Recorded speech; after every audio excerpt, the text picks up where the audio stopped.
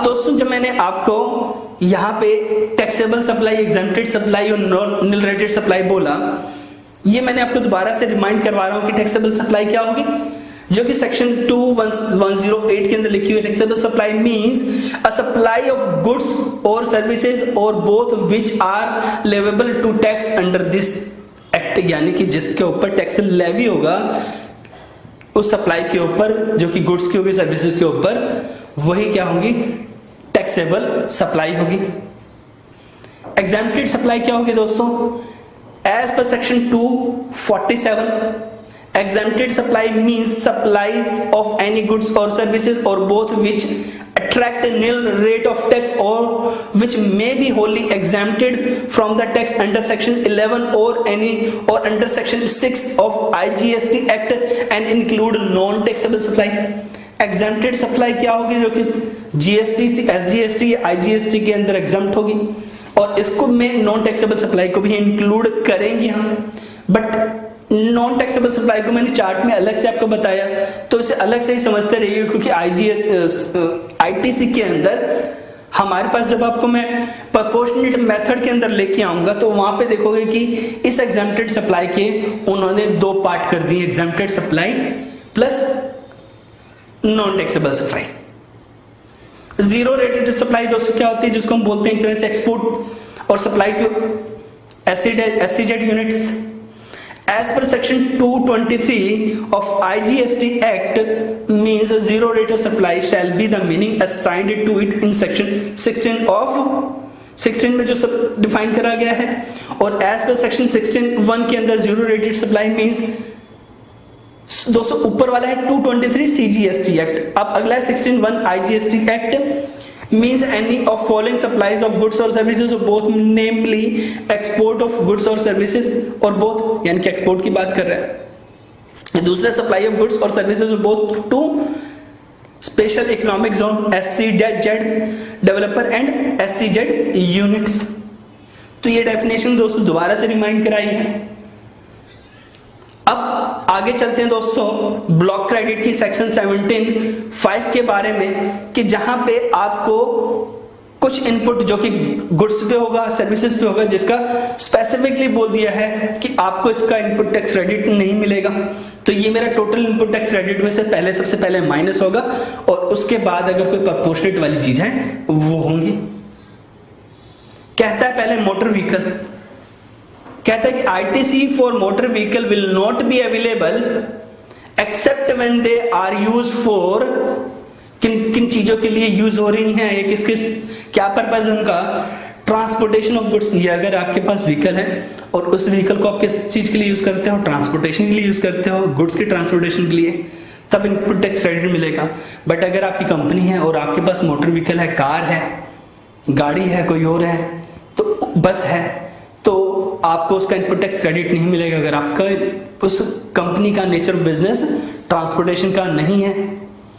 फिर कहता है कि making the following taxable supplies further supply of such vehicles और कन्वेंस, यानी कि आपका ट्रेडिंग का काम है, आप गाड़ियां खरीदते हो और गाड़ी बेचते हो तो इनपुट टैक्स क्रेडिट मिलेगा। ट्रांसपोर्टेशन ऑफ पैसेंजर, आप माल नहीं ढोते बल्कि पैसेंजर्स ढोते हो, आपके पास बस है, आपके पास वोल्वो बस है, तो ऐसे केस में आप पैसेंजर्स को सर्विस देते हो तो क्रेडिट मिलेगा अगर आपने उस बस के ऊपर GST पे करा हुआ है। फिर थर्ड लिखता है driving training for driving, flying, navigating such vehicle, conveyance, यानी कि कहता है कि अगर आप कोई ड्राइविंग की सर्विस देते हो, यानी कि आप ट्रेनिंग इंस्टीट्यूट ऑफ ड्राइविंग की सर्विस देते हो, फ्लाइंग की, नेविगेटिंग की सर्विसेज देते हो, जहां पे उस व्हीकल्स जो कि व्हीकल इसलिए आपने इसलिए खरीदा हुआ है तो उसके ऊपर जो आपने GST पे करा उसका क्रेडिट मिलेगा। इसके बाद वाले जो पॉइंट है दोस्तों अभी रिसेंटली एडिड हुए हैं, क्या कि motor vehicle for transportation of person having seating capacity of more than 13 including driver vessel aircraft. कहते हैं कि अब अगर आपको अभी ये जस्ट इन्होंने और मतलब ब्लॉक क्रेडिट के दायरे को कम कर दिया है और इनपुट टैक्स क्रेडिट के दायरे को और बढ़ा दिया है इनके लिए भी, कि अगर मोटर व्हीकल कंपनी ने लिया है और उसके अंदर सीटिंग कैपेसिटी इंक्लूडिंग ड्राइवर 13 से ज्यादा की है, तो और वो किस लिए, बस वो गाड़ी किस लिए ली है, ट्रांसपोर्टेशन ऑफ देयर स्टाफ और of their other executive members. तो इस केस में उसका क्रेडिट आपको मिलेगा, कंपनी को मिलेगा, even though that company is not a transportation company for goods और सर्विसेज। फिर कहता है कि motor vehicle for transportation of money for और बाय अ बैंकिंग और फाइनेंशियल इंस्टीट्यूशंस, यानी कि अगर बैंक और फाइनेंशियल इंस्टीट्यूशंस गाड़ियां ली है उन्होंने और उसको किस में यूज करते हैं, अपने बिजनेस में यूज करते हैं, मनी को लाने ले जाने में यूज करते हैं, तो उन व्हीकल्स के ऊपर जो जीएसटी दिया उसका क्रेडिट मिलेगा। फिर कहता है कि services of general insurance, repair और maintenance in respect of motor vehicle vessels aircraft on which credit is availed, यानी कि आप उन गाड़ियों से किस चीज की सर्विस दे रहे हो, जनरल इंश्योरेंस की सर्विस दे रहे हो, रिपेयर मेंटेनेंस की सर्विस दे रहे हैं। सॉरी, ये कह रहा है कि अगर इनसे रिलेटेड अगर आपने कोई जनरल इंश्योरेंस और रिपेयर और मेंटेनेंस पे करा है तो उसका क्रेडिट अब आपको मिलेगा। पहले भी ले रहे थे क्योंकि हमारा ओपिनियन था कि ले सकते हैं, क्योंकि मोटर व्हीकल कैप उसकी यहां पे डिफाइन क्लियर कर रखा है और उसके गाड़ी की रिपेयर मेंटेनेंस इंश्योरेंस एक अलग चीज है। माना कि वो उससे कैपिटल गुड्स के ऊपर लग रही है, बट वो मोटर व्हीकल की तो सर्विस नहीं, सर्विस वो इंश्योरेंस की, रिपेयर मेंटेनेंस की थी। तो अब इन्होंने यहाँ पे स्पेसिफाई कर दिया कि अगर मोटर व्हीकल पे कोई इंश्योरेंस, मोटर व्हीकल की सर्विसेज हो रही है और उसके ऊपर कोई जीएसटी लग रहा है तो उसका क्रेडिट मिलेगा। कहता है कि नोट के अंदर मैंने बोला कि where the any amount has been paid और on any goods and or services in lieu of tax under composition scheme, no credit on such would be allowed। अगर ये मोटर व्हीकल दोस्तों लिया और उसके ऊपर टैक्स कैसे पे है, कंपोजिशन वाला टैक्स पे है, तो कंपोजिशन वाले टैक्स का क्रेडिट नहीं मिलता है, मिलेगा ना मिलता है। अब दोस्तों मैं कुछ सप्लाई ऑफ गुड्स और सर्विसेज की बात कर रहा हूं, जैसे कि food and beverages, outdoor catering services, beauty treatment, food and beverage कैसे दोस्तों, रेस्टोरेंट वाली सर्विसेज, आउटडोर कैटरिंग वाली सर्विसेज दोस्तों जो हमने कोई फंक्शन करा उसमें वो जो कैटरिंग वेटरिंग आती है ना, बर्तन वो, ब्यूटी ट्रीटमेंट सर्विसेज, यानी कि ब्यूटी ट्रीटमेंट सर्विस समझ गए दोस्तों, manicure pedicure, facials, hair cutting, वो चीजें। हेल्थ सर्विसेज मान लो किसी डॉक्टर किससे सर्विस ली है उसकी बात कर रहा है, या कोई जिम वगैरह की सर्विस ली है, कॉस्मेटिक एंड प्लास्टिक सर्जरी की सर्विस ली है, लाइफ या हेल्थ इंश्योरेंस की सर्विस ली है, लाइफ इंश्योरेंस का प्रीमियम पे करा है या हेल्थ इंश्योरेंस का प्रीमियम पे करा है, रेंट ए कैब की सर्विस ली है, यानी कि कोई कैब टैक्सी की सर्विस ली है। इसके ऊपर अगर जो जीएसटी लगा है दोस्तों उसका क्रेडिट नहीं मिलेगा। मिलेगा कब,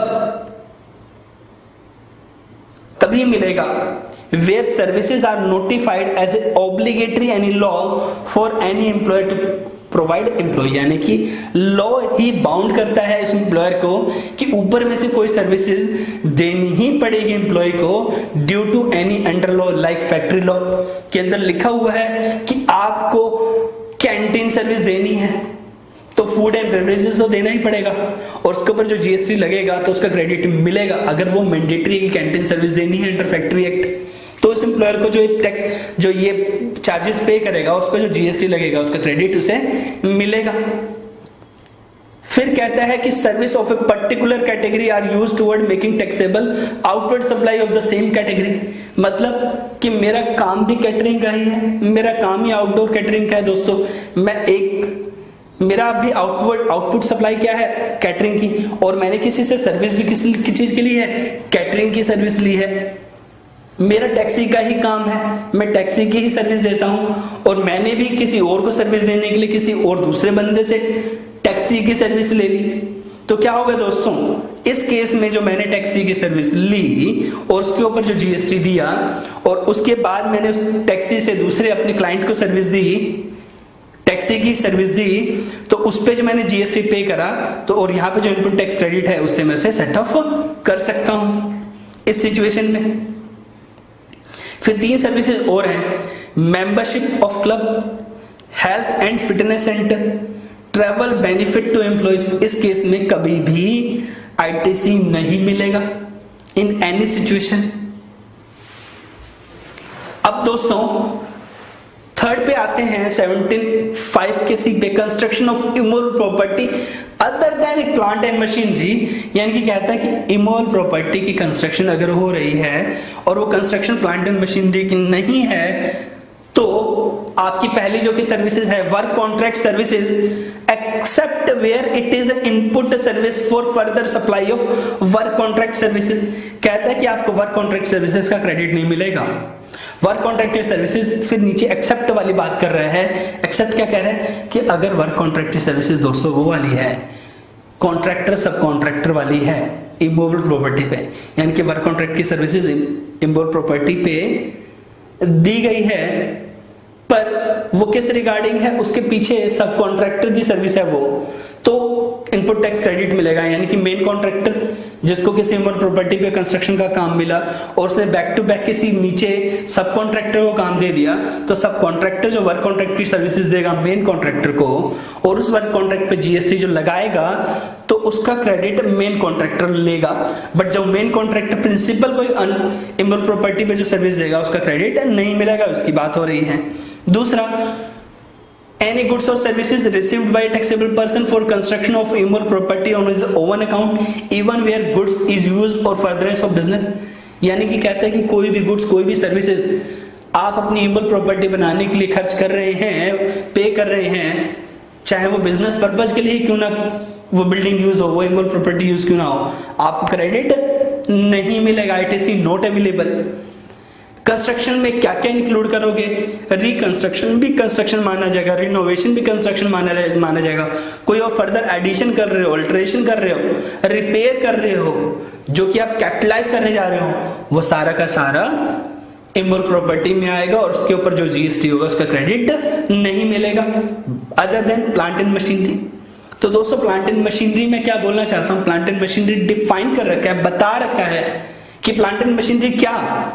Plant and machinery means apparatus, equipment and machinery fixed to assets by foundation or structural support that are used for making outward supply of goods or services or both, and include such foundation and structural support but exclude, यानी कि कहता है कि दोस्तों हम उस equipment की बात कर रहे हैं, उस apparatus की बात कर रहे हैं, उस मशीनरी की बात कर रहे हैं जो कि कहां फिक्स होंगी, जमीन के अंदर, अर्थ के अंदर, या किसी फाउंडेशन पे किसी स्ट्रक्चर के सपोर्ट से खड़ी होंगी, नीचे पहले बेस बना होगा। बड़ी बड़ी मशीनें दोस्तों, बॉयलर आता है या कोई बड़ी मशीन आ रही है स्पिनिंग वाली, तो पहले नीचे उसका क्या दोस्तों तैयार होता है, बेस तैयार होता है, फाउंडेशन जिसको हम बोलते हैं, उसके ऊपर वो खड़े करे जाते हैं, नट बोल्ट उससे फिर टाइट करके उसको फिट करा जाता है, उसकी बात कर रहा है दोस्तों, उसको प्लांट एंड मशीनरी बोल रहा है। और इसके अंदर से एक्सक्लूड किसको कर रहा है, land, building and other civil structure, यानी कि मशीन के बाहर अगर आपने कोई बाउंड्री करी है या कोई स्टोर रूम बनाया है, वो नहीं होगा प्लांट एंड मशीनरी। मोटर तो लगा दी, मोटर के ऊपर सर कह रहे हो कि मैंने बहुत बढ़िया से शेडिंग कर दी है, उस शेडिंग के ऊपर भी मेरा खर्चा आया और उसके ऊपर इनपुट टैक्स क्रेडिट है, तो वो तो डिसअलाउड है दोस्तों। वो जो मोटर है उसके ऊपर जो जीएसटी लगा है उसका क्रेडिट मिल जाएगा, उसको हम प्लांट एंड मशीनरी बोलेंगे। फिर बोलता है दोस्तों टेलीकम्युनिकेशन टावर, यानी कि कोई टेलीकम्युनिकेशन टावर है उसको भी प्लांट एंड मशीनरी नहीं बोलोगे आप। Pipeline laid down outside the factory premises, उसको भी आप प्लांट एंड मशीनरी नहीं बोलोगे, यानी कि मशीनरी लगा दी, उसके लिए कोई आपने टावर खड़ा करा है उसको भी नहीं बोलोगे। आपने पाइपलाइन बिछाई है उसके लिए, वो भी प्लांट एंड मशीनरी में इंक्लूड नहीं होगा। अब दोस्तों इसके अलावा tax on supply on goods और services paid under section 10, section 10 किसका है दोस्तों, कॉम्पोजिशन सप्लाई का है। तो कॉम्पोजिशन सप्लाई के ऊपर जो टैक्स आपने दिया, जो कि सप्लायर ने इंक्लूड कर रखा था अपनी प्राइस में और उसे इनवॉइस में शो भी नहीं कर रखा है, वो भी कोई टैक्स का क्रेडिट नहीं मिलेगा। Goods or services or both received by a non-resident taxable person except on goods imported by him shall not be allowed, यानी कि एनआरआई इंडिया में काम कर ले, वेलकम है, उसको जीएसटी देना पड़ेगा, उसकी सप्लाई को हम सप्लाई बोलेंगे। पर दोस्तों अगर वो कोई इंडिया में कोई इनपुट या input services capital goods use करेगा, वो परचेज करेगा, उस पे जो जीएसटी देगा उसका क्रेडिट उसे नहीं मिलता है। पर हाँ, बशर्ते अगर वो कोई goods services out of India से लेके आ रहा है, इंपोर्ट करके लेके आ रहा है, तो उसके ऊपर कोई कस्टम ड्यूटी के अलावा कोई जीएसटी जो उसने पे करा है उसका क्रेडिट उसे बस मिलेगा। गुड्स और services are both used for personal consumption, यानी कि बिजनेस से अदर देन पर्पस में अगर वो गुड्स यूज होंगे, पर्सनल यूज में होंगे, तो उसका क्रेडिट नहीं मिलेगा। Goods lost, stolen, destroyed, return off और disposed of by way of gift और फ्री सप्लाईज, वो उसका क्रेडिट नहीं मिलेगा। गुड्स लॉस लिखा है दोस्तों, लॉस नहीं लिखा है। लॉस्ट क्या होता है, लॉस में फर्क होता है। लॉस नेचुरली आप यूज कर रहे हो, उसमें से कुछ स्क्रैप निकल के आएगा, वो लॉस है। लॉस्ट क्या है, गुम हो गया, आपने माल बना के भेजा और वो गुम हो गया, उसकी बात कर रहा है, उसका क्रेडिट नहीं मिलेगा। लॉस वाले की बात नहीं कर रहा, आपकी वेस्ट वाले की बात नहीं कर रहा है। वेस्ट वाले का क्रेडिट यानी कि मिलेगा। Any tax paid in accordance with the provision of section 74, 129 and 130। दोस्तों ये तीनों प्रोविजन जो किस चीज के हैं, ये पेनल्टी से रिलेटेड है। जैसे 74 पेनल्टी बोलता है तो 129 सीजर के लिए बोलता है 130, तो उनके लिए वहां पे जो आप टैक्स पे करोगे, पेनल्टी दोगे, क्या उसका क्रेडिट मिलेगा जीएसटी में? तो नहीं मिलेगा। एक दोस्तों बात बताओ, मैंने इंपोर्टेड पे था जब था, मैंने बताता हूं आपको कि मान लीजिए दोस्तों कि हमें क्रेडिट किस किस का मिलेगा सेक्शन 17 में, टैक्सेबल सप्लाई का और जीरो रेटेड सप्लाई का, यानी एक्सपोर्ट का। एग्जम्प्टेड, नील रेटेड और नॉन टैक्सेबल सप्लाईज का क्रेडिट नहीं मिलेगा। तो दोस्तों यानी कि अगर मैं इंडिया में कोई एग्जम्प्टेड मेरा गुड्स है और उसको मैं एक्सपोर्ट कर दूं, अगर एक्सपोर्ट कर देता हूं, तो दोस्तों वो मेरे क्या बन जाएगी, जीरो रेटेड, और उसका क्रेडिट फिर मुझे मिल जाएगा। ठीक है दोस्तों,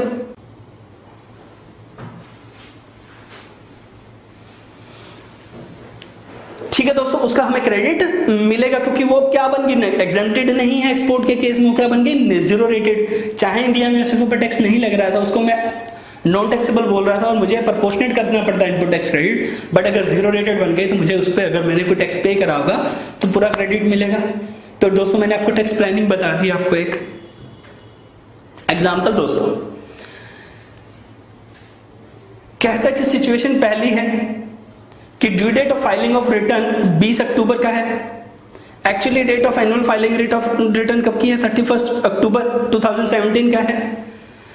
ये दोस्तों हमारा हम क्या पढ़ रहे हैं कि मुझे इनपुट टैक्स क्रेडिट कब तक मिलेगा। इसके लिए एग्जांपल पहले ही बता रहा हूं कि हमें इनपुट टैक्स क्रेडिट कब तक मिलता है दोस्तों, हमें इनपुट टैक्स क्रेडिट कब तक मिलता है, कब तक, सितंबर की रिटर्न जो भी आपका फाइनेंशियल ईयर है उसके बाद जो आपकी सितंबर की रिटर्न की जो ड्यू डेट है वो, या उस फाइनेंशियल ईयर की जो एनुअल रिटर्न की ड्यू डेट है वो, उस तक आप कोई भी इनपुट टैक्स क्रेडिट ले सकते हो।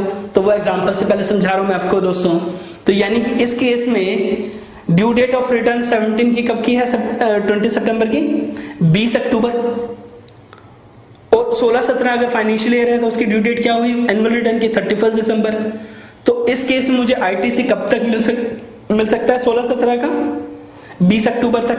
यानी कि अगर जो भी ये क्रेडिट है, अगर मैं भूल गया, मान लो मैंने 16-17 के अंदर मैं अक्टूबर, नवंबर, दिसंबर के अंदर कोई इनपुट टैक्स क्रेडिट लेना भूल गया, तो मैं कब तक ले सकता हूं, पहले एग्जांपल में 20 अक्टूबर तक ले सकता हूं। दूसरा एग्जांपल कि मेरा ड्यू डेट क्या था सितंबर के रिटर्न का, तो 20 अक्टूबर। मेरी एनुअल रिटर्न जो थी मैंने कब फाइल कर दी, 15 सितंबर को फाइल कर दी।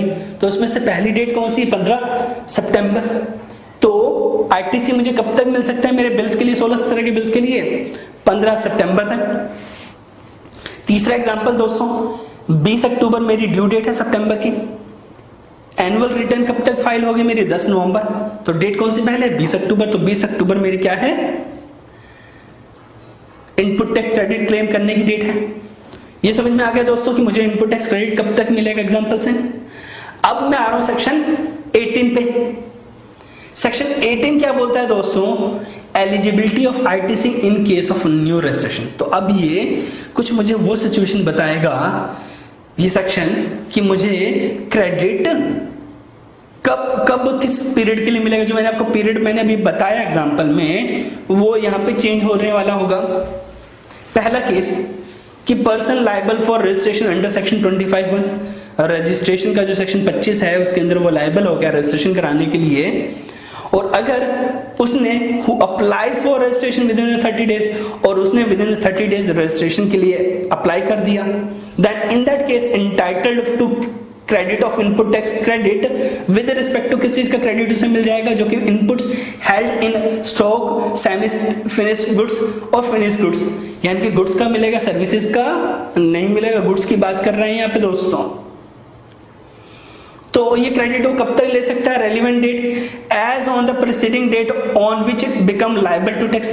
उसका टैक्स, उसे टैक्स का किस डेट से लेकर किस डेट तक का क्रेडिट ले सकता है, जिस दिन उसे रजिस्ट्रेशन मिला है उससे एक दिन पहले तक का जो भी इनपुट टैक्स क्रेडिट है उसे मिल जाएगा। दूसरा है दोस्तों situation switching from composition exempted supply to normal taxable supply, यानी कि कहता है कि पहले आप किसी तरीके से कंपोजिशन सप्लाई दे रहे थे या एग्जेम्प्टेड सप्लाई दे रहे थे, आप कंपोजिशन रेगुलर से रेगुलर में बन गए, या आप एग्जेम्प्टेड सप्लाई आपकी टैक्सेबल सप्लाई बन गई। तो इस केस में आईटीसी कब मिलेगा, कब कितना मिलेगा। पहला कंपोजिशन पे बात करते हैं। Person ceases to pay tax under section 10 entitled to credit of input tax with respect of input tax held in stock, semi finished or finished and capital goods।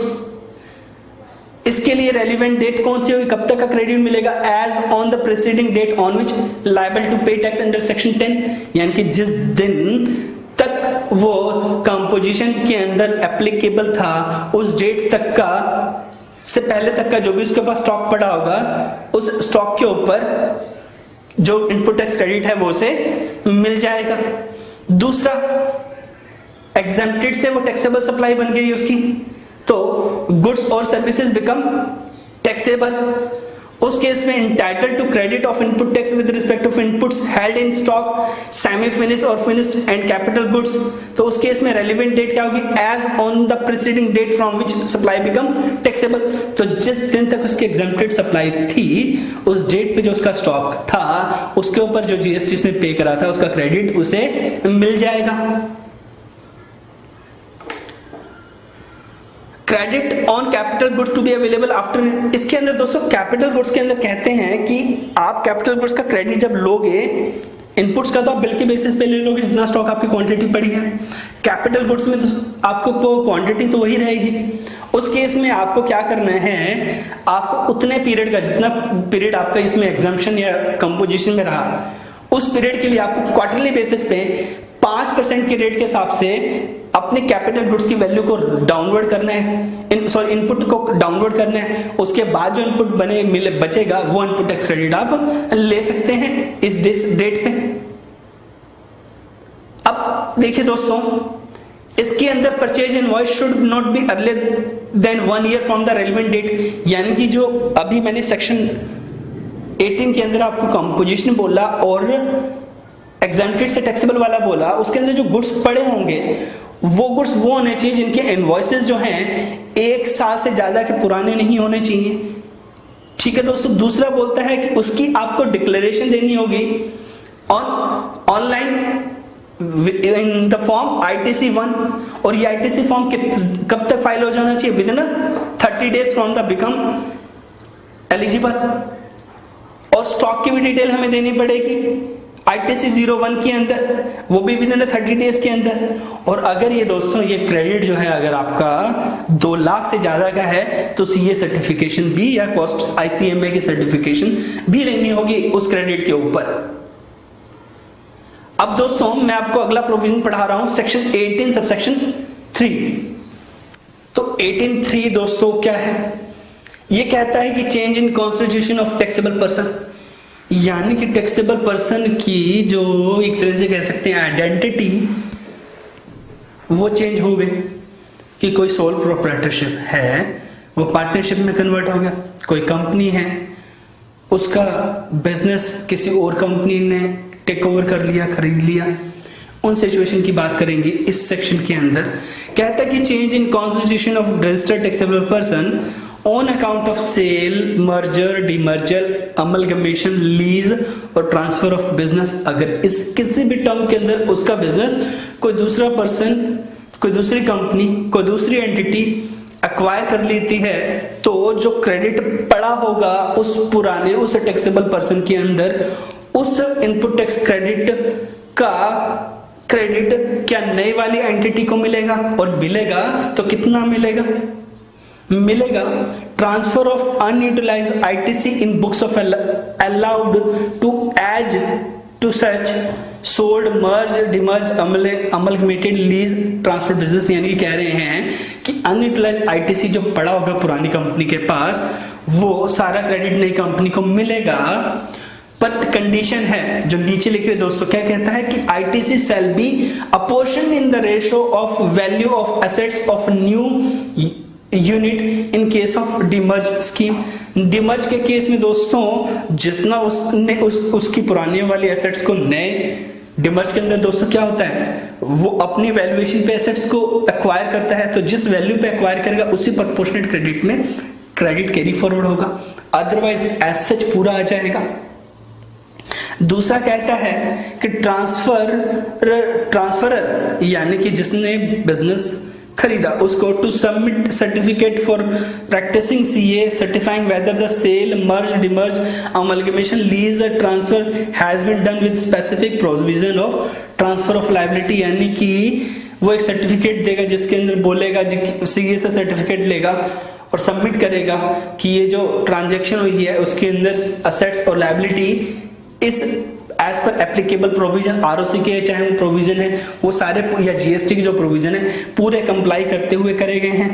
और इसके अलावा ट्रांसफरर तो वो हुआ जो जिसने बेचा, उसको ही डिटेल देना होगा, और ट्रांसफर जिसने असेट्स रिसीव करे उसको इनकी डिटेल, इन आईटीसी की डिटेल अपनी जीएसटी रिटर्न में आईटीसी 02 फॉर्म के अंदर ऑनलाइन सबमिट करनी होगी। इसके बाद दोस्तों अगले प्रोविजन पे आते हैं, सेक्शन 18 सबसेक्शन 4, जो कि कहता है, हमने पहले पढ़ा कॉम्पोजिशन से बंदा रेगुलर में आ जाता है, पर्सन टैक्सेबल पर्सन।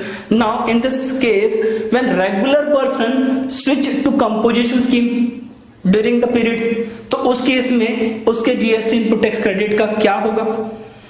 तो ये सेक्शन बोलता है switching from regular to over composition scheme then pay and exit. वो तभी हो सकता है जब वो आईटीसी पे करेगा, तभी वो क्या हो सकता है दोस्तों, रेगुलर से कंपोजिशन स्कीम में जा सकते हैं। अब उसे क्या क्या पे करना पड़ेगा?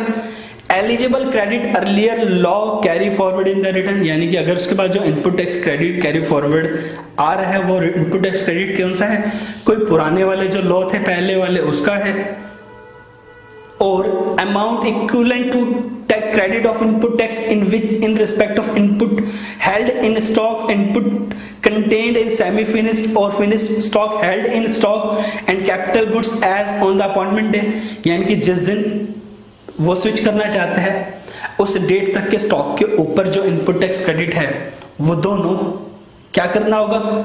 Such amount shall be payable by debiting electronic credit ledger और कैश लेजर, यानी कि या तो उसके पास इनपुट टैक्स क्रेडिट पड़ा हुआ है उससे पे कर दे, नहीं तो उसे कैश लेजर के थ्रू पे करना पड़ेगा बाय पेइंग चलान। और अगर इसके बाद भी अगर कोई क्रेडिट उसका बच जाता है तो वो सारा क्रेडिट उसका क्या हो जाएगा दोस्तों? लैप्स हो जाएगा। Balance in electronic credit laser shall be lapse, और इसकी डिटेल उसे सबमिट करनी पड़ेगी। कहां पे सबमिट करनी पड़ेगी? जीएसटी आईटीसी फॉर्म नंबर 3 के अंदर ये डिटेल उसे सबमिट करनी पड़ेगी। अपने स्टॉक की डिटेल देनी पड़ेगी, अपने इनपुट टैक्स क्रेडिट की जो बताया डिटेल, ये सारी डिटेल उसे सबमिट करनी पड़ेगी। अगर वो कर देगा तभी वो स्विच कर सकता है रेगुलर से कंपोजिशन स्कीम के अंदर। अब दोस्तों अगला प्रोविजन है सेक्शन 18 सबसेक्शन 6, जो कैपिटल गुड्स के केस में इनपुट टैक्स रिवर्सल के बारे में बात करता है, जिसमें हमने क्रेडिट पहले ले रखा है, उस कैपिटल गुड्स के ऊपर की बात कर रहे हैं। यानी कि उन कैपिटल गुड्स की बात नहीं कर रहे हैं जिनके ऊपर क्रेडिट नहीं लिया है, उनकी बात कर रहे हैं जिनके ऊपर आपने इनपुट टैक्स जीएसटी में ले रखा है, और उसको अगर बेच रहे हो उसकी सिचुएशन में तो इनपुट टैक्स का क्या होगा? कहता है कि supply of capital goods on which ITC had been taken earlier, पहले लिया हुआ था, pay tax on on higher of, तो आपको कितना टैक्स देना होगा हायर ऑफ, यानी कि मैं दो चीजें बोलूंगा। पहली चीज बोल रहा हूं, if ITC availed earlier less 5% of every quarter, यानी कि जितना क्रेडिट आपने लिया था उसमें से माइनस कर दीजिए क्वार्टरली बेसिस पे 5% का प्रोपोर्शनेट अमाउंट जब तक आपने बेचा उस डेट पीरियड तक का। और सेकंड बोल रहा हूं टैक्स ऑन ट्रांजैक्शन वैल्यू, तो टैक्स जो आपने ट्रांजैक्शन वैल्यू पे बन रहा है लाइक 18% या 20%, वो उन दोनों में से जो हायर होगा उतना टैक्स आपको पे करना होगा उस कैपिटल गुड्स के ऊपर। तो नोट में बोल रहा हूं any credit wrongly taken shall be adjusted to recovery provision, और अगर आपने कोई क्रेडिट गलती से ले लिया तो वो आपको रिकवरी प्रोविजन के अकॉर्डिंग पे करना पड़ेगा। वो एक स्पेशल केस हुआ गया। अभी हम एग्जांपल पे चलते हैं दोस्तों। कहता है कि लैपटॉप परचेज हुआ जनवरी 1 2016, परचेज वैल्यू उसकी क्या थी दोस्तों 50,000 थी, और उसके ऊपर जो टैक्स पे करा था 10,000 था, और ये 10,000 रुपए का क्रेडिट उस 2016 में लिया गया था कंपनी ने। अब इसको मई 5 2018 में बेच दिया गया, और उसकी सेल वैल्यू लैपटॉप की क्या थी 10,000 थी। अब बताइए दोस्तों, ऊपर वाला जो मैंने आपको प्रोविजन बताया तो उसके अकॉर्डिंग इस पे जीएसटी कितना लगेगा?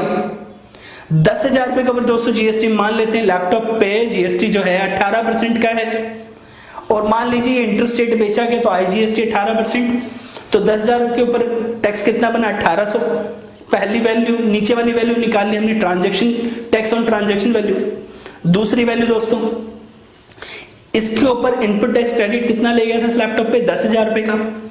अब क्वार्टरली 5% के हिसाब से कितने क्वार्टर बने 2016 से लेकर 2018 तक? 10 क्वार्टर बने, 10 quarter between the 2016 to 2018। So on 10 quarter rate of 5% आपका आईटीसी कितना बन गया 5,000। तो 10,000 total input tax credit minus 5,000, तो कितना बचा आईटीसी 5,000। तो 5,000 और 1800 दोनों में से वैल्यू कौन सी ज्यादा है 5,000। तो what tax we need to pay 800 rupees, 1,800 rupees और 5,000 rupees 5,000। So 5,000 is the tax on this capital goods. Now friends, credit of capital goods as provided to person switching from composition to a regular scheme and person whose exempt supply become taxable supply, section 18(1) subsection C and D shall be claimed after reducing such tax by 5% quarter from the date of issue of invoice, that we have discussed in last slide. Next, CA/CMA certificate is necessary in case of claim of input tax credit exceed rupees 2 lakh rupees. This also we discussed कि CA का certificate हमें चाहिए होगा. Now next, matching of claims shall be done with the GSTR 1 and GSTR 4 of corresponding supply. Matching तो होगा, वो अब नया वाला सरल सुगम आ रहा है उसमें कैसे रहेगा पढ़ेंगे, बट कंडीशन अभी है तो हम बोल रहे हैं इसे। अब दोस्तों पढ़ लिया सर सेक्शन 18। एक बोल रहा है स्टूडेंट दोस्तों कि सर इतना पढ़ा दिया है तो भूल गया मैं, क्या क्या बता दिया सर, अलग अलग कैपिटल गुड्स में चले गए, कभी चले गए मोटर व्हीकल में इतना कुछ बता दिया, फिर बीच में आप सर उस पे भी आ गए थे कि डिमर्जर मर्जर पे आ गए। कोई नहीं दोस्तों, इसे रिवाइज करते हैं डायग्राम से, फ्लो चार्ट से। तो हमने पहला पढ़ा था दोस्तों registered person taxable person under section 16(1). इसमें दोस्तों क्या हमने बोला था कि admissible to take ITC on supply use intended to be used in course और फर्दरेंस ऑफ बिजनेस वाली सिचुएशन है। तो इस केस में आपको ITC will be credit to electronic credit ledger, आपको क्रेडिट मिलेगा। और कब तक मिल सकता है? एग्जांपल में मैंने बताया था दोस्तों earlier of annual return filing date and return filing date of 4 September of the following financial year, ये एग्जांपल से बताया था, तब तक मिलेगा। दूसरा दोस्तों हमने बात करी थी person applied for registration within 30 days of becoming liable to register and registration granted, तो उस केस में उसे इनपुट टैक्स क्रेडिट मिलेगा जो उसके पास इनपुट टैक्स उसके पास जो इनपुट्स थे सेमी फिनिश गुड्स थे उसके ऊपर जो उसका जीएसटी पे करा हुआ था उसका क्रेडिट मिलेगा उसे। कब तक मिल जाएगा? On the immediately preceding the date from which he become liable to pay tax. और इस केस में इनवॉइस वो इनपुट टैक्स क्रेडिट कब तक के होने चाहिए, जो कि जिनकी इनवॉइसेस 1 साल से ज्यादा के पुराने नहीं हो सकते, तो 1 year from the date of issue of invoice, section 18 subsection 2।